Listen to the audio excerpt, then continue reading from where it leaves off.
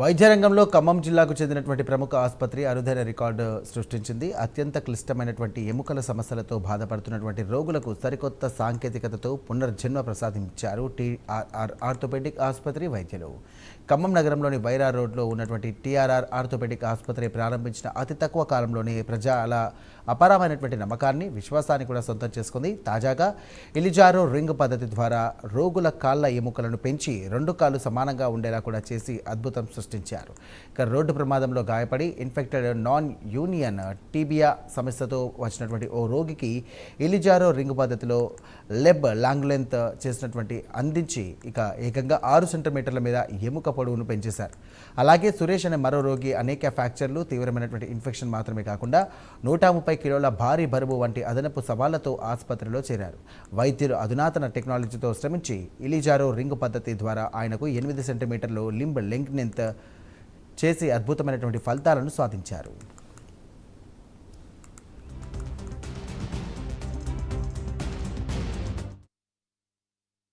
First సంవత్సరం November 18కి, మొన్న పోయిన నవంబర్ 18కి 1522 మేజర్ సర్జరీలు, ఈ 6 నెలల్లోనే 1600 పైచిలకు సర్జరీలు జరిగిన తోటి హాస్పిటల్ అంటే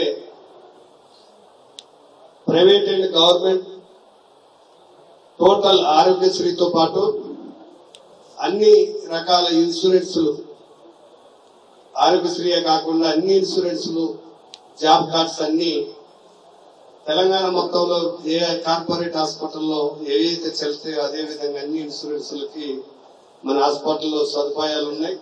ఏ పేదవాడికి ఎలాంటి కష్టం వచ్చినా ఏ యాక్సిడెంట్ లో ముందుండి వారి యొక్క రోగులు బాగోగులు చూసుకుంటున్నటువంటి టీఆర్ఆర్ ఆర్థో యాక్సిడెంట్ కేర్ సిబ్బంది, టోటల్ డాక్టర్లు చూసి అందరికీ మా కుటుంబ తరఫున ప్రత్యేక ధన్యవాదాలు తెలియజేస్తూ, సురేష్ అనే వ్యక్తి మా డివిజన్ లో ఉండేవాడు.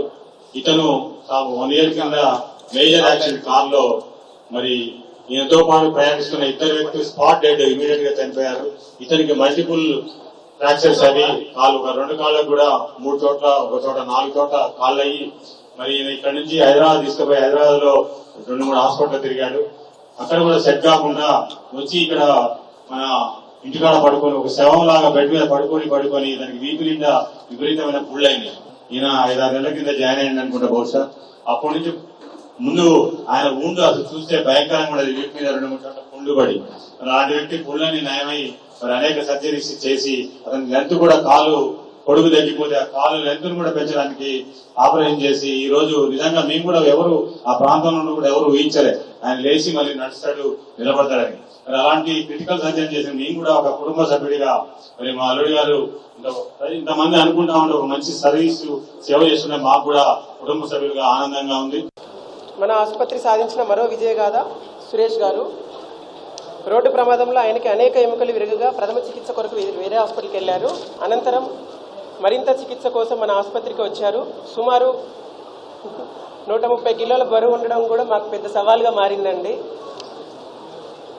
ఇలిజారో పద్ధతిని ఉపయోగించి ఇన్ఫెక్షన్ ని కంట్రోల్ చేయడంతో పాటు ఆయన కాలు కూడా 8 సెంటీమీటర్ల పొర కురుసవడంతో 8 సెంటీమీటర్లు కూడా కాలుని పొడవు చేయడం జరిగింది.